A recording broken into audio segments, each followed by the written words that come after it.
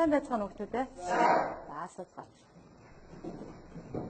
За өнөөдрийн хичээл маань ямар хичээл байгаа вэ? Бид нар ямар хичээл үзээд дууслаа хүүхдүүд ээ?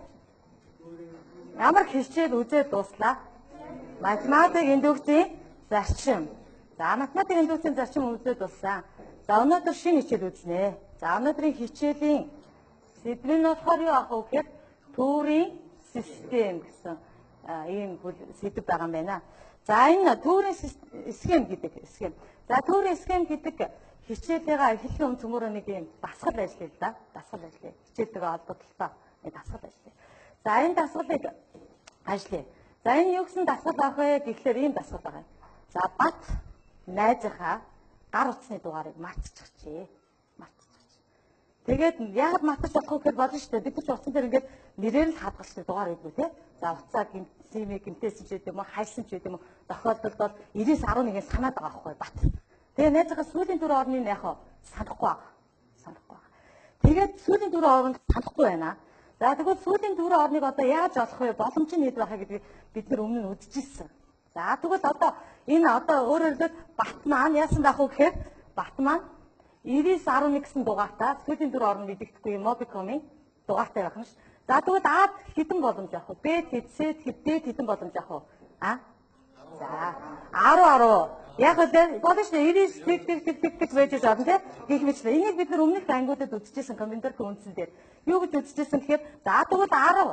А байх боломж нь 10 юм байна тийм. А байх боломж. Яг 10 байгаа бол хэдэн цифр байдаг вэ? 0-ээс сүүлдэх 10 цифр маань гэж байгаа. Тэгээд дахиад тэгвэл Б нь бас дахиад тэр цифрүүдээс байж болно гэх мэтчлэн ингээд дөрвөн орн мэдэхгүй байгаа учраас нөгөөдөхөд олё гэж боломж нь хэд авах вэ гэхээр 40.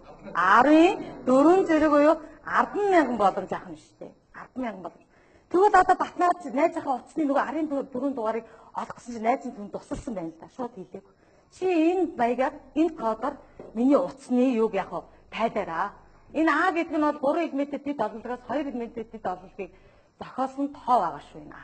Тэгвэл цэврийн датаад байгаа. С дээр нь болохоор тэр 2 элементтэй дэд олонлог маань цэвэр нь яахгүй татахгүй шүү. Тэгээд тэр манай тэр Б нь болохоор шүү дээ. Тэр нөгөө 2 элементтэй дэд олонлог зохиосон байна шүү дээ. Тэрнээс яг байрлалаараа адилхны тийм ээ ялгаатай гэж үзвэл яах вэ? Нөгөөт нь цифр батаагүйгээс ялгаатай гэж үзвэл хэд гарах вэ? Энэ дөрөв тоошуугээд ингээд код л өгсөн байхгүй. Код тайлах бэлхүүр гэсэн. Тэгэхээр одоо цөмөр энийг тайлах уу? За тэгвэл батын найзын дугаар хэд байх вэ? Энэ хэний дугаар вэ? Энэ 14 зэрэг. Энэ Mobicom корпорацийн ерөөсөө 90-11 дугаараар ихэлсэн дугаартаа бүх хэрэглэгчдийн боломж нь хэд авах вэ? 14 зэрэг байна. Батын найз маань батад яасан гэхээр туслаад ийм юу гэсэн бэлхүүр гэсэн. Одоо энэ бэлхүүрийг цөмөр яах вэ? Тайлцгаая. За тэгвэл хэдэн элементтэй олонлогоос гэж байна? 3 элементтэй олонлогоос дэд 2 элементтэй дэд олонлог хэдийг зохиож авах тухай яриа л да. За тэгвэл цөмөр энэ самбар дээр авч үзье. За тэгвэл 3 элементтэйгээ бид нар юу ячаа? 1 2 3 гэсэн 3 элементтэй 3 цифрээс багтсан гэж үзчихье. 1 2 3 гэсэн цифрээс багталтай 2 оронтойдоо эдийг зохиож авах гэсэн адилхан байна. Адилхан байна. За тоодыг хэд авах вэ? Хэлээр өгчээ. За 1 2. Өөр. 1 3 хэлээд хамаагүй. За 2 1 өшөө. За 2 3. 3 1. За 3 2. Өшөө. Цифр янсан. Зүйдээ боловсруулж байна. Цифр давтах учраас яг уу 1 1 байж болно. 2 2 байж болно.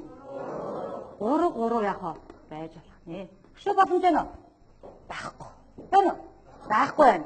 За байхгүй юм байна. Хэдэн боломж байна вэ? 9 боломж байна. За 1 2 2 1 1 3 3 1 2 3 3 2 1 1 2 2 3 3 гэсэн хэдэн боломж байна? За тэгвэл манай А маань хэд авах вэ? 9. 9 яа. Тайлж штеп. За дараа нь тэгвэл одоо Б тайлахын тулд бид нар яах ёстой вэ гэхээр 3 элементтэй саяныхаа тэр дэд олонлогоос л яг уу саяны энэ зохиосон энэ 9 элементтэй олонлогоос шүү дээ. Нэг нөхцөл нэмэгдсэн байхгүй юу? Байрлалаараа ялгаатай яг уу. Ялгаатай гэж үзсэн. Ойлгож байна уу? Байрлалаараа ялгаатай гэж үзсэн. Өөрөөр хэлбэл юу гэсэн үг вэ гэхээр одоо яг уу гэхээр 1 2 2 1 2 яг уу. Ялгаатай. А 2 3 3 2 2 ялгаатай. Энэ ялгаагүй гэж үзнэ гэж яах вэ? Тийм ээ. За тэгээд 2 1 хэд авах вэ? 1 2 2 явах вэ? Ялгаад байрлалаар явуулаад ялгаатай мөртлөө тэрийг ижилт тооцъё. За яа. Ижилт тооц. Тэгвэл хэд болох вэ? Тэгвэл хэд болох вэ? 6 олон хин хасагдах вэ? Энэ 3 хасагдчих. Энэ 3 хасагдахгүй ээ. 1 2-ын аль нь хасагдах вэ? 1 2 2 1 байх болчихно. За тэгээ хэн байх вэ? 1 3. Өшөө хэн байх вэ? Зөө 2 3 3 2-ыг авчихгүй шүү дээ энэ тавцсан. За одоо хэн байх вэ? За 1 1 өшөө. Өшөө. 3 3. Зүйтэй. Үнээр хэдэн шиг байна вэ? За тэгвэл дараагийн код хэд авах хэрэгтэй гэхээр 6 авах хэрэгтэй. 6 байна уу? 99 11 96 одоо нэг 2 байх нь. За тэгвэл 3 элементтэй нөгөө хэд бодлого цифр давтахгүй байх юм байна. Сая энэ цифр яасан бэ? Давтчихсан. Давтахгүйгээр одоо энэ 3 маань яах вэ? Хасагдана. Тэгэхээр дахиад хэд авах вэ? 6. Дахиад 6.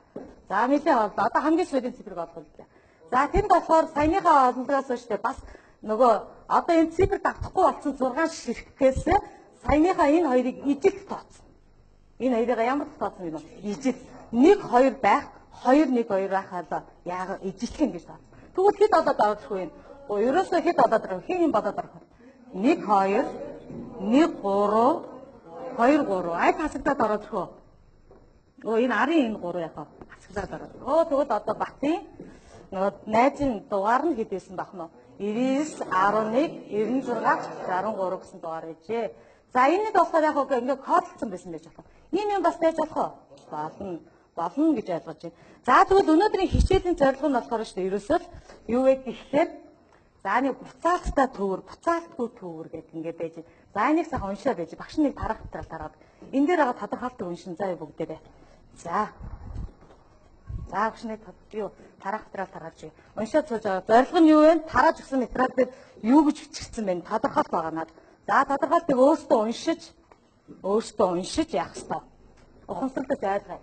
За өнөөдрийн хичээлийн зорилго нь буцаалтгүй, буцаалттай төвөр, сэлгэмэл, хэсэглэл, гүйлгэмэл, тэдгээрийн тоо гэсэн ойлголтуудаа яг уу танилцах. Тэдгээрийн ялгааг нарийн ойлгож нэр томьёог тогтоох гэсэн ийм дараа зорилготой байх нэ. За энд багш нь тарах материал өгсөн. За уншнаа. Би гэрийн даалгаварт ямар даалгавар өгсөн бэ хүүхдүүдээ? Унших даалгавар. Ямар даалгавар вэ гэхээр төврийн схем гэдэг сэдвийг уншиж ирээрэй гэсэн. За унших даалгавар өгсөн. За тэгвэл унших даалгавар өгсөн. Тэр нь дотор чинь бас ерөнхийдөө энэтэй ойролцоо тодорхойлт байсан гэж бодчих. За хэн унших вэ? Нэгдүгээр тодорхойлтыг их тод үгээр өөрийнхөө ойлгож аваад унших. За хатас удаж өгч та. Тэр түүх нэг нэг дахин зөв тавих түүх цаашдаа зүйтэй. Нэг элемент дахин давтагдаж байхыг зөвшөөрч байвал буцаалттай. Цифр давтвал буцаалттай. Одоо бид нар уран нь болохоор цифр давтахгүй гэж ярьдаг гэсэн шүү дээ. Одоо болохоор юу гэж ярих вэ гэхээр буцаалттай, буцаалтгүй гэж ярих нь. За тэгвэл хоёр дахь тодорхойлолтыг аливаа надад хин тод дугаар уншиж өгөх. За зандан баяр уншаад багш та. Үсгээрээ юм болов ирмээрээ яг зүйлийг өөр хоорондоо ялгаатай зүйлийг үчин тавьж эдгээрийг ирмийн хэцүү төр харин ичиг төр гэж үүсэж тавьж ирмийн. За тодорхойлт гарч ирв. За буцаалттай гэж юу хэлэх вэ? Буцаалтгүй гэж юу хэлэх вэ? Ирэмттэй юу? Ирэмблэгдээгүй юу гэдэг гарч ирсэн үү? Ирсэн. Тэгвэл энэ бидний мэддэг зүйл мөн байна уу? Саяны ярьсан жишээ мөн биз дээ? Мөн байгаа сте. За тэгвэл одоо саяны ярьсан жишээгээ ингээд заавал тэр нь тоо гэж ойлгож болохгүй гэдэг. Тэр нь энэ хэмжээтэй яг төгсөлийн юм маань шүү дээ. Энэ шиг сурагч байж. Энэ хэмжээтэй юмас. Төвөр гэдгээ нэг ярилцдаг. Та нар төвөр гэдгийг юу гэж ойлгож? Төврийн хэсэг гэдэг гацаад тавьсан шүү. Юуг төвөрж байгаа? Зүйтэй. Ямар нэг төгсөлийн юмас ямар нэг юмыг яагаад авсан байх вэ? Түүгээд авсан байх вэ? Сая бид нар яасан? 3 тооноос 2-ыг яагаад байсан? Түүж аваад тоолсон шүү дээ. Тэгвэл төвөр гэдэг маань тэр ах нь тийм үү? За тэгвэл одоо бид нар яах вэ гэхээр заавалчгүй тэр нь тоо биш. Одоо нөгөө саяныхаа жишээ зөмөр хөдөрт болгож үзье. За энэ хөдрийн бундан дээл дөрвөлжин байна. Тийм байна уу? За одоо саяныхаа дасгалыг ийшээ буулгая. За ингэж байна. Өгөгдсөн 3 төрлийн хөдрөөс 2 хөдрийг хичнээн аргаар сонгож авах вэ? Саяны бодлогыг арай яатсан байна. Зүгээр хэлбэр нь өөрчлөсөн ба. Саяны бодлого мөн үү? Мөн. За одоо багш нь одоо ингэнэ. За та нарын ширээн дээр нэг ийм 3 өнгийн юм юу яаж байгаа. Бид нар өмнө хичээл хэрэгжүүлсэн мэдээж байгаа тийм ээ. За одоо энийг яаж ашиглах вэ гэхээр ингэнэ. За багшаа асуусан асуултанд хэрвээ тийм гэж хариулбал дулаан. Үгүй гэвэл ногоон. Бид нар үед нь 80 даа хэлнэ. Яг аль нь мэдэхгүй багшаа би эргэлзээд байна гэж айлах аа. Шарын үрэн шүү. Яасан. За тиймийн ногооноор. Өвөгийн улаанаар үүсгэдэгхөө. За эргэлзэж байгаа нь яг шараа үргэн шүү.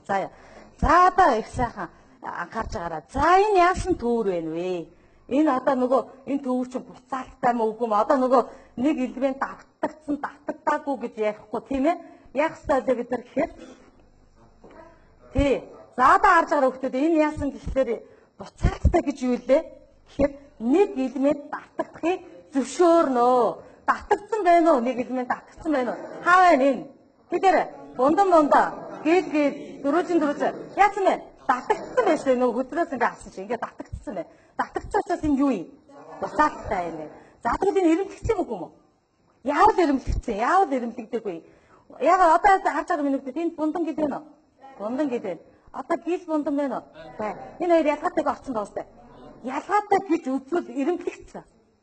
За тэгвэл энэ ямар юу байна? Төвөр байна. За харъя өгтөдөө. Яасан гинэ? Эрэмлэгдсэн. Тэгээ бас буцаалттай дуу. Тийм ээ нөө? Эрэмлэгдсэн буцаалттай дуу. За одоо энийг ингээд тайлбарлаа. Одоо энийг дараа гэхдээ багш нь эрэмлэгдсэн үү? Буцаалттай юу гэдгийг асуусан. За ёо. За одоо энийг харъя. За одоо энийг хараад дотроо өөртөө бүгд дотроо бодно. За энд чинь энэ бундан гил байж юм. Одоо нөгөө газар гил бундан байна уу? Байна. Нөгөө нэг бундан гил дөрүлжмэд байна уу? Байхгүй. За одоо хараа энэ байж тээ. Энэ төвөр буцаалттай юу? Үгүй юу? Буцаалттай гэвэл ногоон. Буцаалтгүй гэвэл улаан. Хариулж чадахгүй байвал шар. За өргөрөө. Буцаалттай гэвэл юу гэсэн? Ногоон. Буцаалтгүй гэвэл улаан. Хариулж чадахгүй байна гэвэл шар. Сольхож өшөөрөхгүй шүү. Ягаад гэвэл өөрийнхөө юмд эзэн болно. Хатсан.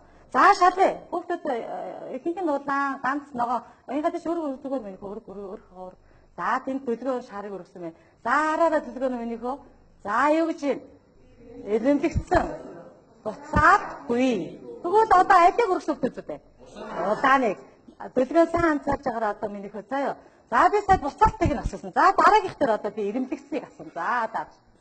За одоо нэг төвөр гарч ирнэ. За энэ төвөрийг хараарай. Энэ эрэмлэгдсэн үү? Үгүй юу? Эрэмлэгдсэн бол улаан, эрэмлэгдээгүй бол ногоон. Эрэмлэгдсэн гэвэл яасан? Улаан. Би та нарын анхаарал төвөөр шалгаад байна шүү дээ. Эрэмлэгдээгүй бол ногоон. Хоёр гандаа бичих шүү дээ. Тийм үгүй гэдгийг ингээ бариад. Эрэмлэгдсэн бол юу гэсэн багш нь? Улаан. Эрэмлэгдээгүй бол ногоон. Ямар гурд үргэлдээ. За өргөөр айлоо. Яасан болоо энэ эрэмлэгдсэн болоогүй юм болоо. Би түрүү буцаалтаа асуусан шүү дээ. За эрэмлэгдэн гэдэг чинь юу гэсэн үг вэ гэхээр чинь яасан байх ёстой гэхээр гид бундан гिचээ бундан гэлгээ байж ах юм бол яах ёстой? Эрэмлэгдсэн байх ёстой шүү. Тэгэхээр энэ яагаагүй вэ? Эрэмлэгдээгүй вэ? Тэгэхээр ногоон өргөсөн нь яах вэ? Зүг болж байна. За одоо энийг эрэмлэгдээгүй буцаалттай. За одоо би юу яаж асуусан? Зүгээр нэг л хүүхдээс асуусан. За хин энийг хариулах зүгээр. Энэ эрэмлэгдсэн юм уу, эрэмлэгдээгүй юм уу? Буцаалттай мó, буцаалтгүй мó гэдгийг яг энэ төвөрлөлт хийх үү? Яг одоо ганцаараа хин идэвхтэй болчихсон. За чи эдний ямар буцаалтгүй, эрэмлэгдээгүй. Мөн үү? Цаашаалаа. Буцаалтгүй, эрэмлэгдээгүй. Хүн байна уу? Хүн байна. Тустай. Тэгвэл одоо бид нар нөгөө давтагдаагүй энэ хоёр адилхан энэ хоёр ялгаагүйгээр маргаш шаардлага байхгүй. Одоо ерөөсөө давтагдсан тухай их байхгүй. Буцаалттай. Яавал буцаалттай? Элемент давтагдчихээ юу яах вэ? Яавал буцаалтгүй? Давтагдахгүй байл буцаалтгүй. Яавал эрэмлэгдсэн гэхээр нөгөө нэг хоёр нь ялгаатай гэж үзэн тэр хоёр байраараа ялгаатай гэж. 1 2 2 1 2 яг ялгаатай гэж үзэн. Тийм биз? За тэгвэл одоо ингэдэг байна. За тэгвэл буцаалтын тухай ухтгууныг ойлгосон гэж үзэж болох уу? Болно. Сая дөлгөөн жоохон эргэлзэж байсан. Хэм уянгаа маань нэг алдсан. Зүгээр маш сайн анхааралтай сонссон хүмүүсээс бүгд сайхан ойлгож авч чадчихэ гэж бодож байна. За тэнд дэж байна хүмүүс те. N элементтэй олонтроос асан K хэмжээтэй төвөрийн тоог буцаалттай ба эрэмлэгдсэн хэсгээс нь хамааруулж дараах байдлаар нэрлэнэ гэж нэрлэнэ. Сая буцаалтаа буцаалтаа яриа гэсэн тийм үү бид нар. За одоо харж байгаарай. Өө зүттэй. Юу гэж нэг хараа ирэмлэгдэг. За одоо багш нэг тодорхойлт эндээс хийгэн заа. Та нар дараа нь бусад тодорхойлтыг гар өргөж хариулна шүү. За харж байгаа багш нэг тодорхойлт хийлээ. Хараа энэ ингэж штэ. N элементтэй олонлогоос авсан К хэмжээтэй ирэмлэгдээгүй нараа ирэмлэгдээгүй. Бас яг буцаалтгүй төврийг хэсэглэл гинэ. Батгуулсан. Батгуулсан. За одоо надад хийх үү? Баясдаг нэг хэлээд үздэг багш та. За одоо ирэмлэх гүйлэг мэл гэж юу хэлдэг юм бэ? За төврийг төврөн гин. Төврөн яасан бэ дөө? Ирэмлэгдээгүй. Буцаалтгүй байвал хэсэглэл гин. Багшаа эцсийг давтчихлаа тий. За тэгвэл одоо яах нь вэ гэхээр ингэмж N элементтэй олонлогоос авсан К хэмжээтэй төврөн ирэмлэгдсэн. Буцаалтгүй байвал гүйлэг мэл. А ирэмлэгдээгүй буцаалттай байвал давталтай байсан юм. Ирэмлэгдсэн буцаалттай байвал давталтай гүйлэг мэл гэж яах вэ? Нэрлэнэ. Нөгөө буцаалтгүй гихий чинь ярьсаар байтал нөгөө бидний хичээлийн зорилго болсон нөгөө гүйлэг мэл хэсэгдэд орж ирөө. Орж ирлээ. Орж ирлээ. За тэгээд одоо нэг жишээ авъя. Ерөөсөө энэ бол маш их амьдрал дээр тохиолддог жишээнүүд. За жишээлбэл одоо ийм жишээ авч явж байгаа. Ямар жишээ авах вэ гэхээр анги 18 охинтой 12 хүүтэй. Тийм ангиж болох уу? За 18 эрэгтэй сурагчтай 12 эмэгтэй сурагчтай ийм анги. Энэ 18 эрэгтэй сурагчаас 3-ыг эрэгтэй сурагчдаас 3-аар эмэгтэй сурагчдаас яг 2-оор ингээд 5 сурагчтай багийг хичнээн янзаар сонгож болох юм гэсэн бодлого. Энэ бол өгүүлбэр маш энгийн байгаад маш энгийн. Ерөөсөө яг байж байгаа. А ингээ яг бодох гэхээр одоо энийг яаж бодох вэ гэхээр юугаар бодох вэ гэдгийг одоо би энэ зүгээр ийм жишээ өгье. За тэгвэл одоо энийг шийднэ. Энэ хэсэгдэл юм уу? Гүйлэг мэд юм уу? Баталттай юм уу? Баталтгүй юм уу гэдэг. За яг энэ дээр хийчихэд яг энэ баталтайгийн тухай баталттай хэсэглийн тухай бол 11-р ангид яг үзнэ. Баталттай хэсгийн тухай. А бусад 3-ыг бол манай одоо энэ 10-р ангид яг үзнэ. За тэгвэл одоо бодъё. 18 хүүхдээс 3-ыг биш үү? Буцаалттай авах уу? Буцаалтгүй авах уу гэдэг бод. А? Яагаад вэ? Буцаалтгүй. Оо зүйтэй. Яг уу? Буцаалтгүй. Яагаад гэдгээ сайхан тайлбарлаа. Оо зүйтэй. Одоо нөгөө 3 ихтэй сурагчтай баг гэхэд гам болор гэж 3 даазах уу? Болохгүй. Тийм учраас ямар буцаалтгүй. Нэг элемент давтаж явах уу? Болохгүй. За тэгвэл дараа нь ирэмлэгдсэн юм уу? Ирэмлэгдээгүй юм уу? А. Харин уу? За яагаад ирэмлэгдсэн бэ? За тэр 3 гахгүй гэсэн буцаалтгүй. Тэгэхээр 3 хүн өөр солиотой тагтахгүй нэг 3 ялгаа авах нь одоо жишээлбэл ингэж та 3 хүү сонгочлоо би. Ган болрыг мөнх хэвнийг би Дандан баяр 3-ыг авчлаа тий. Тэгээ энэ 3 байраа солисон чи энэ 3 нэг баг хэвээрэл яг уу байж тээ. Тэгэхээр юу гэсэн үг вэ? Ирэмлэгдсэн үү? Ирэмлэгдээгүй юу? Аа. Ирэмлэгдсэн үгүй юу? За одоо яг хойд энийг хараад. Ирэмлэгдээгүй юу? За зүйтэй. Тэгэхээр ирэмлэгдээгүй бас яг буцаалт. Тэгвэл энийг юугаар бодох нь вэ? Хэсэглэлээр бодох юм. За энэ дээр хэсэглэл гэж зүгээр юу яачих гэж. Ингээд тавьчих. Яг л бид нар одоо энэний утгыг зүгээр тодорхойлж байгаа байхгүй. Ийм жишээ байж байгаа юм. За гих жишээний жишээнүүд байж байгаа. За дахиад нэг жишээ аваад үзье. Бас нэг ийм жишээ байдаг. Ямар жишээ гэдгүү гэхээр компани өдөрсөн гишүүнтэй. Компани өдөрсөн зөвлөс хэдэн гишүүнтэй. 9 гишүүнтэй. Тэр 9 гишүүнээс захирал орлогч нарийн бичгийг хичнээн янзаар сонгож болох байх. За тэгэхээр одоо ийм үйлдвэрлэлийн бодлогыг буцаалттай үгүй юу гэдгээр нь шийдэл харах нь буцаалттай юу? А? Буцаалттай юу? Буцаалтгүй.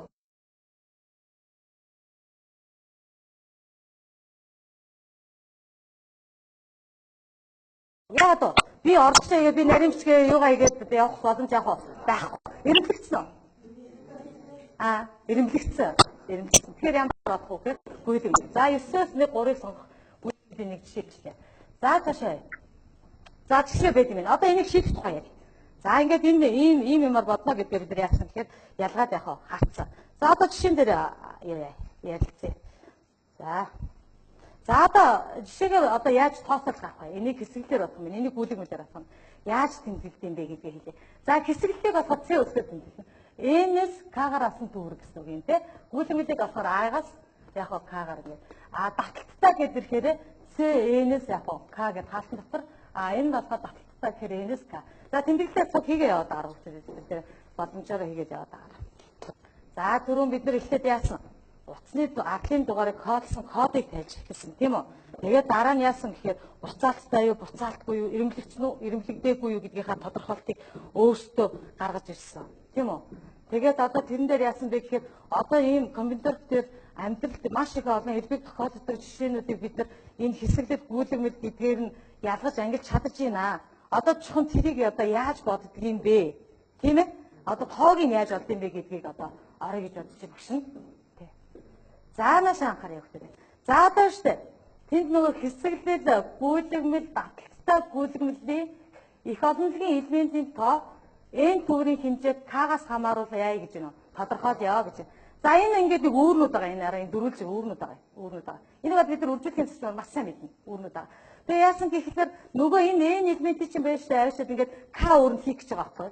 Нэгдүгээр үүрэнд одоо нөгөө n-с аль нэгийг хийн үстэй. Аль нэгийг цаана хэд үлэх вэ? N-с хасах нэг. Нөгөө n-с хасах нэгээс чинь дахиад нөгөө хоёрдугаар үүрэнд нэг нь нэстэй. Цаана хэд үлэх вэ? N-с 2 үлдэнэ. Дараа нь n-с 3 үлдэнэ гэж мэтлээ. Яг К-гаар хайранд очихоор энэ чинь яг уу гэхээр ингэ шүү дээ хүүхдүүд. N-с хасах нь К дээр нэмэх нэгийг яг уу хасна шүү дээ. Тэгнэ үстэй. Нөгөө өмдгүүд нь явсаар байгаа гэдэг. За тэгвэл одоо энэ чинь үржүүлэхийн зарчмаар нэгдүгээр үүрэнд болохоор шүү дээ. N шиг юм. Хоёрдугаар үүрэнд n-с 1, n-с 2, n-с 3, n-с К нэмэх нэг ийм боломжууд байна шүү дээ. Тэгэхээр энийг үржүүлэхийн зарчмаар хооронд яаж тавьдаг? Үржүүлчих. Тэгвэл энэ юуны тоог олох гэж байгаа вэ гэхээр бид нар гүйлгэмлийн тоог олох гэж байгаа. За n-с К юутай тэнцвэ гэхлээр n-с хасах К юутай тэнцвэ гэхлээр энийг үржих нь n-с 1, n-с хасах 2, n-с хасах 3 гих мэтчлээ явсаар хагаад n-с К дээр нэмэх нь 1 байна. Энийг бид нар тэгвэл яг nk2 ямар үед дөө тэнцүү үед авч үзье. nk2 тэнцүү үед авч үзье.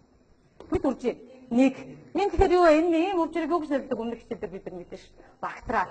Энэ юутай тэнцүү вэ гэхээр n-ийн бактериалтай тэнцүү. Энэ n-ийн бактериал юм штэ. Tm гэж тэмдэглээд энийг сэлэгмэл гэж нэрлэдэг. Энийг юу гэж нэрлэдэг нөө? Сэлэгмэл. Tm. За тэгвэл одоо энэ сэлэгмэлээс цөмөрөө тэгвэл гүйлгэмлийнхаа тоог олъё.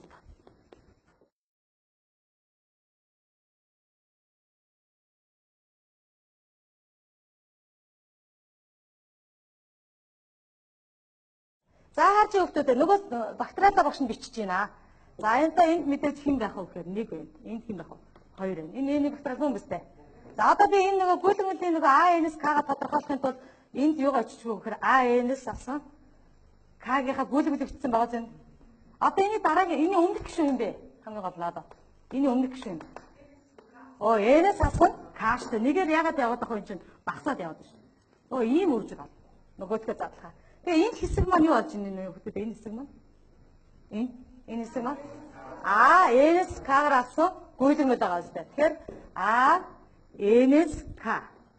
Одоо тэгвэл энэ үлдсэн хэсэг чи юу вэ? N-с К-гаас ингээд урууцаар аваад нэг бүлт үржүүл. Оо ихтэй. N-с хасах нь К-гийн бактериал. Оо тэгвэл нөгөө N-с К чи юу гараад ирвэ? Эндээс олоод гаргачлаа штэ. Юуны бактериалыг вэ? N-ийн бактериалыг N-с хасах К-гийн бактериал яд бахна. Хуваадаг бахна. За энэ юм бэ. За тэгвэл бид нар юуны тоог олсон гэхээр сэлэгмэлийн тоог олох. Сэлэгмэлийн тоог яаж олох нь? 3 элементтэй олон гэх сэлэгмэл хэд авах вэ? 3 бактериал хэд авах вэ? Хэд авах вэ? 3 бактериал. 6 авах нь шүү дээ. Гүйлгэмлийн тоог одоо яаж авах вэ? N-ийн бактериалыг N-с К-гийн бактериал яд бахна. Хуваадаг бахна шүү. Тэгвэл одоо хэсэглэлийн дөрөв нь болохоор шүү дээ. Гүйлгэмлээс К-гийн бактериал дахин цөөн байна. Тэгэхээр К-гийн бактериал яагаад өччих вэ? Хуваагаад өччих. За ингээд олох аргуудаа бид нар яачих вэ гэхээр авчлаа. Өөрөөр хэлбэл нөгөө өнөөдрийн үдсэн гүйлгэмэл хэсэглэл сэлэгмэлээ яачих вэ? Томьёолчлаа.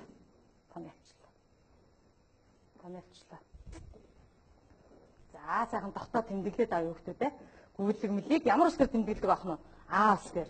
N-с К энэ элементтэй олонлогоос К хэмжээгээр авсан гүйлгэмлийг N К гэж. Юг Хэсэглэлийг болохоор яаж тэмдэглэдэг ах вэ гэхээр C-гээр C-N-S K. Сэлгэмлийг болохоор ямар үсгээр тэмдэглэдэг ах вэ? T-N. За сэлгэмлийн тоо. 3 элементтэй олонлогийг сэлгэхээр хэд байна гэлээ та нар? 3-ын бактериал буюу 6. Ягаад гэлээ 1 2 3 гэсэн тооны үржил. За тэгвэл сэлгэмэл олоход их амархан багш. 10 элементтэй тоо хэрэг сэлгэх юм бол юу ах вэ гэхээр 10-ын бактериал ах юм. Тийм ээ нөө. За тэгвэл одоо тэр евро харъя да хөлтөйтэй дэлгэцрөө. За тэгвэл сая бид нэр тодорхойлолтоо ихлээр гаргасан байхгүй юу? Одоо болохоор яаж юм гэхээр томьёолж байна. За дахиад нэг тодорхойлолт хэлэх юм байна уу? Энэ элементтэй олонлогоос авсан К хэмжээтэй буцаалттай эрэмлэгдсэн төвөрийг юу гэж нэрлэх вэ? Буцаалттай дааталттай гүйлгэмэл. Буцаалттай эрэмлэгдсэн гэж хэлсэн багш. За томьёолд нь харагдаж байна уу? Харагдаж байна. За та нар тарах материалаа эргүүлээд хараад байна. Сая тодорхойлт нээсэн юм дээ. Одоо энэ талаа юу нэ нөө? Томьёол нь. Байна уу? Байна. За одоо дааталттай гүйлгэмэл нь дутаа байгаа. Би хэлсэн шүү дээ. 10 дугаар ангид дайцгуурыг үзнэ гэсэн. Гүйлгэмэл хэсэглэл дааталттай хэсэглэл 3-ыг үзнэ. Дааталттай гүйлгэмлийг дааталттай хэсэглэлийг 11-д үзнэ. Хэсэглэлийг гаргасан сая. Гүйлгэмлийг гаргасан. Одоо энэ дутаа надаа. Энийг гаргая. Энэ амархан шүү дээ. Яасан нөгөө нэг үүрэнд чи яах вэ гэхээр нөгөө нэгдүгээр үүрэнд энийг игээд энэ нэгдүгээр хүн сонгогдсон чинь дараа нь энэс хон нэг гэд явуулсан шүү дээ. Одоо тэгхгүй шүү дээ. Дааталттай юм чинь нэгдүгээр үүрэнд энэ орно. Хоёрдугаар үүрэнд бас яг хоо энэ орно. Гуравдугаар үүрэнд К-дугаар үүрэнд энэ орно. Тэгвэл бас энэ дааталттай гүйлгэмэл нь юу ах вэ? Дааталттай гэхээр энийг хаалтан л хийж тэмдэглэн. Тэмдэглэн. Тэгэхээр энэ юу яах вэ? Их сайн энийг хаа зэрэг. Ингээд өнөөдөр бид нэр үзэн гэсэн 3 хичээлийн зүйлийн маань томьёол нь яг гарч ирлээ. За тэгвэл одоо нөгөө юунд оръё? Жишээндээ буцаад оръё. Жишээгээ бод. За тэгвэл нөгөө ингэсэн шүү дээ. 18-ны эрэгтэйгээс 3 эрэгтэйг бол энэ нөгөө буцаалтгүй юм бид тодорхойлоод хэсэглэлээр бодох юм ингээд тогтооц. Тэгвэл одоо нөгөө тэр тоо маань хараа С 18-аас хэд вэ? 3-аар хүүгүүдийг авч болно. Октоос хэдийг авч болох вэ? С 12-оос 2-оор. Одоо энийг тэгвэл бодъё томьёонд хараа. За энэ манай энэ болохоор хэд вэ нөө? 18. 18-ын бактериалыг хуваах нь хэд авах вэ? 3-ын бактериал үржих нь 15-ын бактериал. Мөн үстэй. За дахиад одоо энэ чинь бас адилхан шүү дээ. Одоо энэ 12-ын бактериалыг хуваах нь хэдийн бактериал? 2-ын бактериал үржих нь 16-гийн бактериал шүү. 18-аас биш 12-оос авсан чинь 10-ын бактериал.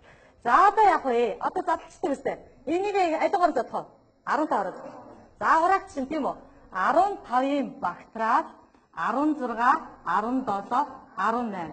За 3-ын бактериалаа зөвхөн 6-гаар бичиж идэх үү? 6, 15-ын бактериал. Энэ хоёроос хураагч чинь. За энийг хэдээр задлах вэ? 10-ын бактериалаа задлаа. За 2-ын бактериалаа 2-оор бичиж үү? За 10-ын бактериалаа үржих нь 11, 12. За 10-ын бактериал. Багш нь гэрийн давуу тооны биш авчраад гэсэн газ үжиг гаргачих. Үржээд хэдэн ураач. За хураач. За тэгээд хураач. Энэ 6, 12 ингээд хураач идэх юм те. За тэгээд одоо энэ бактериалууд хураагдсан чи 16, 17, 11-ийг үржээдтэй тооны биш өөртөө авчраад гэсэн. За үржээд хэд вэ? 53656. 53656. За тэмдэглээ. 852. За 53856. За тэгэхээр бид нар ингээд сонсохоор их амархан байсан шүү дээ. Өөндөө 30 хүүхдтэй ангиас нэг 5 хүүхдтэй баг гарах гэж байгаа юм байна. Тэгээд яг охтууд нь болохоор 2 ширхэг, өвгүүд нь болохоор яг 3 ширхэг юм байна гэж бодтол боломж нь хэд байдаг ах нь? 53800. За 53856. За тэгвчээр. За тэгвэл энэ жишээ байж яах вэ? Болох нэ. За тэгвэл дахиад нэг жишээ авъя. За дахиад нэг жишээгээ ингэж авъя. Нөгөө яасан шүү дээ, язаад өгч. Яасан бэлээ? Компанийн удирдах зүйлийг хэдэн гишүүнтэй лээ? 9 гишүүнтэй. Тэрнээс захирлыг, орлогчийг, нарийн бичгийг хичнээн аргаар сонгож болох. Энэ бол бидний үйлчлэл зарчмаар бодож болдог тоо шүү дээ. Яаж боддог вэ? Эхлээд тэр өсвөнөөс нэг хүнийг нь яг хэнийг захирлаар яг таньдаж болно. Хэнийг юу? Эсвэл хинж байж болж тэний байд. Дараа нь яг нөгөө нэгэн захирал болчихсон чинь 8. Дараа нь 2 нь олсон чинь 7 гэдэг энэ 3-ын үржил хэдэ? За үзэж 504 байна. За тэгвэл одоо бид нар ингэсэн шүү дээ. Ийм төрлийн бодлого бодоод байдаг. Гэхдээ энийг нөгөө жишээгээ ингээ яг нөгөө буцаалттай юу? Буцаалтгүй юу? Ирэмблэгч юм уу? Ирэмблэгдээгүй юм уу гэдгээ бодохоор чинь гүйлгэмэл үү? Сэлгэмэл үү гэдгийг яг гараад ирнэ шүү дээ. За тэгвэл одоо яа штэ 9 үнээс штэ тэр 3-ыг сонгохын тулд тэр нь буцаалттай мó буцаалтгүй юм уу? Буцаалтгүй штэ. Яагаад гэвэл би түр хэлсэн те. Би ганцаараа захирал, би ганцаараа орлогч, би ганцаараа нарийн бичиг гэж яг чадахгүй буцаалтгүй байгаа. Ирэмблэгдсэн юм уу? Ирэмблэгдээгүй юм уу? Ирэмблэгдсэн штэ. Ядгаата. Би захирлал юм чинь би захирлаад интернет тэнд очиж орлогчийг хийх үгүй. Тэгэхээр юу вэ? Буцаалтгүй ирэмблэгдсэн чи юу вэ? Гүйлэг мэдээ. За тэгвэл энэ юу гэсэн үг вэ гэхээр энд багш бичлээ. Хэдээс хэдэ те? 9-өөс яг 3. За томьёогоор бичээд хараа. Томьёогоор биш. 9-ийн бактериалыг хуваах нь 9-өөс 3-ыг асаар хэд 6-гийн бактериал. За 9-ийн бактериалыг яаж задлах вэ? 6-гийн бактериалыг үржихэд 7, 8, 9. Баахан 6-гийн бактериал. Энэ үнэн байна. Энэ хоёроо харагдаад нөгөө бидний бичсэн шиг мөн үү? Мөн. Тийм байна үстэй. Тийм байна. За ийм жишээ байж болох нэ. За энэ жишээнүүдээр дээр ажиллаж байна. За тэгвэл дахиад бас нэг жишээ ажиллая да. Яг өөрсдөн дээр. Манай хэдэн сурагчтай вэ? 26 сурагчтай. 26 сурагчийн маань хэдэн хүү хэдэн охин вэ? 10. За тэгвэл багш нь ингээ асуу. Одоо ингээд нэг дасгал ажиллая. За 26 сурагчаас шүү дээ би судал зааж өгье. Судал зааж. Энэ бол хоёрын судал шүү. Энэ бол хоёрын судал шүү гэх ингээд заалаа. Хичнээн янзаар суулгах боломж байна. Өөрөөр хэлбэл манай ангийн 26 сурагчаас 2 сурагчийг хичнээн янзаар сонгож болох вэ. Гэсэн нэг байна. Аад нь. За Б'д нь манай анги 26 сурагчтай. Багш нь судал зааж өгье. Та хоёрын цуугаараа. Гэхдээ охтууд нь дандаа наадлыг нээд. Баруун гар талтаач. Хүүгүүд нь дандаа зүүн гартаа хаалга талаас. Ингэж хуваалсан биз дээ. Тэгвэл багш нь ингээд гаднаас ороод ирлээ. Энэ хоёрын ялгаа нь юу хаа одоо тайлбарлах. За анхаар. Эхлээд ингэсэн шүү дээ. Энэ хоёрын судал гээд заачаар энэ ирэмсэн үү? Ирэмблээгүй юу? Энэ хоёрын судал шүү гэхээр энэ хоёр одоо яах вэ? Байраа сольж мэлж хамаагүй шүү дээ. Энэ хоёр байраа солино уу яана хамаагүй шүү дээ. Хоёр судал. Дараа нь яг би за охтууд яг энэ шүү. Тэр бол ирэмэлсэн байхгүй чи. Тэ дараа нь болохоор яг охтууд энийг сун дараа нь болохоор яг энэ хөвгүүд яг энийг нэг суун гитсэн байгаа шүү. За алийг нь аюугаар бодох вэ? За хоёр хүнийг сонгож авдгийг нь яг ямраар авах вэ? Яг игнээ заасны аюугаар авах вэ? Гэдгийг хэлээ. За сайн бодож байгаа. За би яг нэг өгүүлбэр хийсэн шүү дээ. 26 хүүхдээс судал зааж өгөө. Хэрвээ яг зүгээр энэ хоёрын судал шүү гэж заагаад орчихъя. Тэрийг юугаар бодох вэ? Хэрвээ та хоёрын тий. За баталттай орохгүй арай ороо ба. Гүйлэг мэд тий. За гүйлэг мэд. Тэр нь яах вэ? Хэдээс хэд авах вэ? Манай хэдээс сурагчтай тий? 26-аас 2. За хэсэг нь болохоор 26-аас 2. Энэ хоёр ялгааг эндээс бас одоо хавцна гэдэг. Энэ нь юу вэ? Банд юу гэж хэлсэн нөө? Та хоёр яг энд суу шүү. Та хоёр ингэж хоорондоо байраа солиод байх эрхтэй гэсэн. Нөгөөд нь болохоор тэгээд яг л азаач таалтаас суулаад би чамайг байраа яатсан байна гэж үзв. Солисон байна гэж үзгээд байна шүү дээ. Энэ нь болохоор яг. За энэ хоёрын ялгааг бас нэг тооцоод харчих хэд байдаг байх нь манай ингийн ширээний боломж судал нийт судлалын боломж нь тэр гарна. Энэ нь болохоор юу таах вэ? Хоёрын бактериалтай. Тэгээд хэд таах вэ? Хэд вэ? За энийг эдээ заах вэ? За хэд гарч ийн вэ? 650. Энэ нь юу гэдэг нөгөө нэг хоёр ороо суугаад ингээд ангидаа ингээд хоорондоо байраа солиосох боломжийн тооны давах 650. Энэ нь яах вэ? 24-ийн бактериалыг багна. Яг чи энэ талаас сууш. Охтууд нь яг игнэндээ сууш. Мэдээж энэс хэд дахин бага байх вэ? 325. Түрүүний томьёон дээр бас харагдаж байгаа шүү дээ. Энэс К дахин бага байна. Энд К хэд байсан? К дахин бага байсан. Тэгвэл энд К хэд байна вэ? 2. Тэгэхээр энэ хоёр адилхан байхад энэ 600-тай байхад энэ 2 дахин бага. Хоёрын бактериал дахин яах вэ? Бага байна гэдэг нь яах вэ? Харагдаж байна. За өнөөдрийн хичээл маань ерөнхийдөө одоо буцаад баттгал да. Буцаалтгүй төвөр гэж юу вэ? Сэлгэмэл хэсэгдэл гүйлгэмэл гэж юу юм бэ? За буцаалттай гэж юу вэ? За мукатар. Төвөр гэж юу? Нэг элемент яах вэ? Давтагдахгүй. Давтагдахыг яг зөвшөөрөхийг юу гоо буцаалттай гэх. За төлгөө юу буцаалтгүй төвөр гэдэг ямар төвөр? Зөвшөөрөхгүй вэ? Эсрэг тохиолдолд нь буцаалтгүй. За юг сэлгэмэл гэдгийг. За энэ тарах мэдрэл харж чаддаг. Тэгэхээр хин баярцаг гэдэг те. Одоо энд яж байгаа нөгөө гүйлгэмлийн энэ К2 ямар үед вэ? Тэнцүү үед гарч ирж байгаа шүү. Ямар томьёогоор олдё? П тэнцүү? Эний бактериал. За гүйлгэмэл гэж юу юм? Мөнх хоёрцээ. Гүйлгэмэл гэж юу? Нөгөө энэ юугаа харж аваад хэлчих шүү. Яагаагүй лээ. За хэлээрэй. За хэлээрэй. Бүр эхнээс нь N элементтэй олнонгоос хэлээрэй. К хэмжээтэй яасан төврийг эрэмлэгдсэн буцаалгүй төврийг гүйлгэмэл гэх. Ямар зоримгуудтай хэлж байгаа. Зайлшгүй багштай гам болорныг хэлээдтэй. Юуг давталтаа гүйлгэмэл гэх вэ? Энэ олонхоос К хэмжээтэй авсан түүхийг эрэмлэгдсэн. За ангаараа нэг хэлдэ. За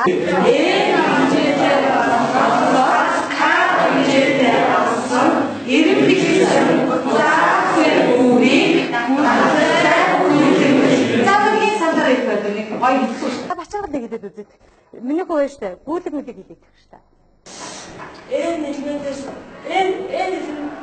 олнонгоос К хэмжээтэй эрэмлэгдсэн буцаалгүй төврийг гүйлгэмэл. Мөн үү? Ингээд хэлж штэ. За тэгвэл бид нар өнөөдөр буцаалгүй сэлгэмэл гүйлгэмэл гэдгийн тодорхойлтыг одоо тэдгээрийн тоог олгох асуудлуудтай бүгдэндээ яав танилцлаа. За тэгвэл одоо би нэг үнэлгээийнэ. За одоо миний хүүхдэд өөрсдөө үнэлэн бид нар мэдж байгаа тийм. Маш сайн ойлгосон нь яг ногоон, эргэлзээтэй ойлгосон нь улаан, шар, октоодгоогүй нь яг улаан. За өөрөөр ойлго яс өөрсдөө үнэлье. Би энэ хичээлээ маш сайн ойлгосон.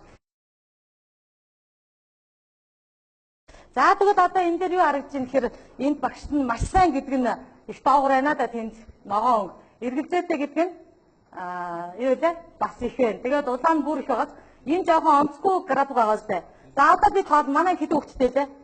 26 хүүхэдтэй. За тэгвэл багш нь шүү энд ингээ. Наадах чи яг энэ дээр одоо оруулаад диаграмд оруулаад үзээд гэх тийм ээ. За тэгэхээр одоо яах вэ гэхээр энд тоонд оруулаад үзье л да хөдөлөө. За маш сайн ойлгосон гэсэн хэд хүүхэдтэй тоолч. Шарны эдийн тоолч. Шар нь 2 байна. Шар нь 2. Бус нь ногоон байна. Улаан байхгүй юу?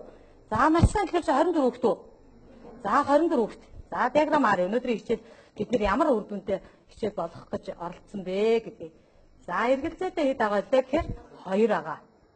За октоодгоогүй үн байхгүй юу? Үнэн. За гэсэн. За ингээд диаграм харъя. За ямар харагдаж байна? Бидний хичээлийн үр дүн маш сайн ойлгосон нь 24. Тэгээд саяны графикийн ямар график гарав гэхээр уруу график гарлаа ш. За энэ юу илэрхийлдэг гэдэг санаж байгаа зү. Энэ юу дээ? Энэ юу илэрхийлдэг гэдэг? Гэрлэн дохоо. Энэ улаан маань болохоор нь штэ. Яадаг гэдэг? Логс. Шар нь анхаар.